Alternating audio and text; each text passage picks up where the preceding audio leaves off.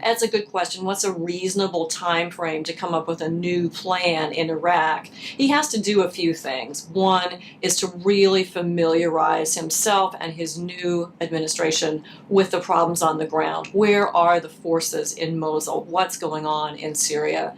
Then he has to see what our coalition allies are willing to do. And finally, he has to come up with a new plan of action. It may look a lot like what we're already doing. He'll have to build on our successes to date. But he's made clear he wants a new policy and he wants to finish up these problems in Iraq once and for all.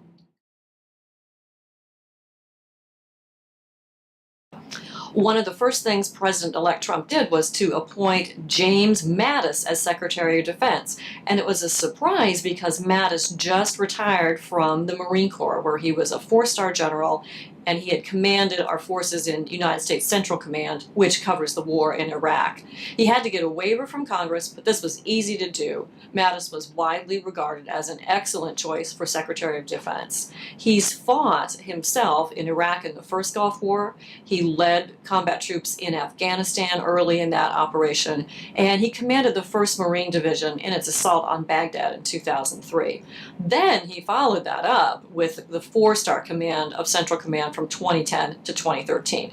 You couldn't find someone more experienced in the region. What we've also seen is that Mattis is one to speak his mind. He quickly reassured NATO that it was a very important alliance and really put to rest any fears left over from the campaign about whether we'd continue with NATO. No question, NATO is in. He's also asked for some efficiency reviews and management reviews in the Pentagon. And that'll be a big part of his job as Secretary of Defense. Can he not only be the military strategist we know Jim Mattis is, can Jim Mattis be a business manager in the Pentagon as Secretary of Defense?